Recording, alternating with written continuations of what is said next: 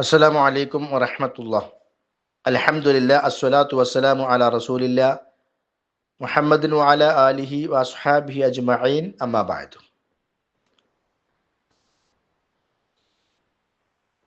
عن عبد الله بن عمر رضي الله عنه قال رضا الرب في رضا الوالد وسخط الرب في سخط الوالد. കഴിഞ്ഞ ഹദീസിൽ മാതാപിതാക്കളോട് കാണിക്കേണ്ടുന്ന ഇഹ്സാനിനെ കുറിച്ച് നമ്മൾ സൂചിപ്പിക്കുകയുണ്ടായി. ഈ ഹദീസിൽ പറയുന്നത് റിളാ റബ്ബി, അള്ളാഹുവിൻ്റെ തൃപ്തി, ഫി റിളൽ വാലിദി, പിതാവിൻ്റെ തൃപ്തിയിലാണ്. വസഖത്തുർ റബ്ബി ഫി സഖത്തുൽ വാലിദി, അള്ളാഹുവിൻ്റെ കോപം പിതാവിൻ്റെ കോപത്തിലാണ്. ഒരു വ്യക്തിയെ സംബന്ധിച്ചിടത്തോളം തൻ്റെ മാതാപിതാക്കളുടെ തൃപ്തി അവൻ നേടേണ്ടതുണ്ട്.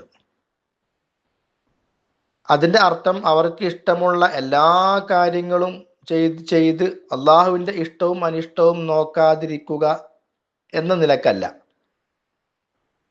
അത് മറ്റൊരു വിഷയമാണ്. ലാ ത്വാഅത ലി മഖ്ലൂഖിൻ ഫി മഅസിയത്തിൽ ഖാലിഖി, സൃഷ്ടാവായ അള്ളാഹുവിനോട് അനുസരണക്കേട് കാണിച്ചുകൊണ്ട് ഈ ദുനിയാവിൽ ഒരു മഖ്ലൂക്കിനെയും അനുസരിക്കേണ്ട ആവശ്യമില്ല. അപ്പോൾ അള്ളാഹു ഇഷ്ടപ്പെടുന്ന, അള്ളാഹു അംഗീകരിച്ച, അള്ളാഹു അനുവദിച്ചു തന്നിട്ടുള്ള കാര്യങ്ങളിലൂടെ നമ്മൾ മാതാവിനെയും പിതാവിനെയും തൃപ്തിപ്പെടുത്തണം. ആ നിലക്ക് അവർ നമ്മെ തൃപ്തിപ്പെട്ട് കഴിഞ്ഞാൽ നമുക്ക് അതിലൂടെ അള്ളാഹുവിൻ്റെ തൃപ്തി നേടുവാൻ സാധിക്കും. ഇവിടെ ഹദീസിൽ അൽ വാലിദ് എന്നുള്ള പ്രയോഗമാണ് വന്നിട്ടുള്ളത് എങ്കിലും മിർഖാത്തിൽ നമുക്ക് കാണുവാൻ സാധിക്കും വകദാ ഹുക്കുമുൽ വാലിദത്തി, വാലിദിന്റെ പിതാവിൻ്റെ അതേ ഹുക്കുമ് തന്നെയാണ് മാതാവിനും ഉള്ളത് എന്ന് പറഞ്ഞാൽ, പിതാവിൻ്റെ അതായത് വാപ്പയുടെ തൃപ്തിയിലാണ് അള്ളാഹുവിൻ്റെ തൃപ്തിയുള്ളത് എന്നാണ് ഹദീസിലെ വചനമെങ്കിലും ആ പിതാവിൻ്റെ തൃപ്തി എന്നതിൽ അള്ളാഹുവിൻ്റെ തൃപ്തിയുണ്ട് എന്നുള്ള ഹുക്കുമ് എന്നുള്ള നിയമം പോലെ തന്നെയാണ് മാതാവിൻ്റെ തൃപ്തിയിലാണ് അള്ളാഹുവിൻ്റെയും തൃപ്തിയുള്ളത്. അപ്പൊ അവർക്ക് തൃപ്തികരമല്ലാത്ത കാര്യങ്ങൾ, അവർക്ക് ഇഷ്ടമില്ലാത്ത കാര്യങ്ങൾ, അവരെ വെറുപ്പിക്കുന്ന കാര്യങ്ങൾ നമ്മൾ ചെയ്യുവാൻ പാടില്ല എന്നർത്ഥം. അതുപോലെ തന്നെ വസഖത്തുർ റബ്ബി ഫി സഖത്തുൽ വാലിദി, അള്ളാഹുവിൻ്റെ കോപം പിതാവിൻ്റെ കോപത്തിലാണ്. അപ്പൊ പിതാവ് നമ്മുടെ കാര്യത്തിൽ കോപിക്കുവാൻ ഒരിക്കലും കാരണമായി മാറരുത്. എന്നാൽ നേരത്തെ സൂചിപ്പിച്ച പോലെ തന്നെ പിതാവ് നമ്മോട് ഒരു തിന്മ ചെയ്യാൻ വേണ്ടി പറയുകയും ആ തിന്മ നമ്മൾ ചെയ്യാതിരുന്നാൽ അതിൻ്റെ പേരിൽ നമ്മോട് പിതാവ് കോപിക്കുകയും ചെയ്യുകയാണെങ്കിലോ അത് വിഷയമല്ല.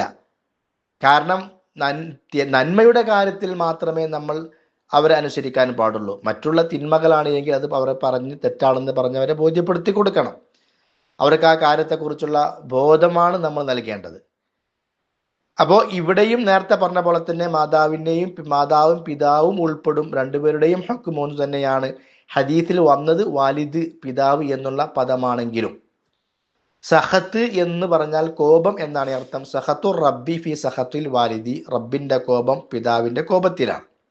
സഹത്ത് എന്നും വായനയുണ്ട്, സുഹ്ത്ത് എന്നും പറയാം. സഹത്ത് അല്ലെങ്കിൽ സുഹ്ത്ത് രണ്ടും പദപ്രയോഗം രണ്ടും ഉപയോഗിക്കാവുന്നതാണ്.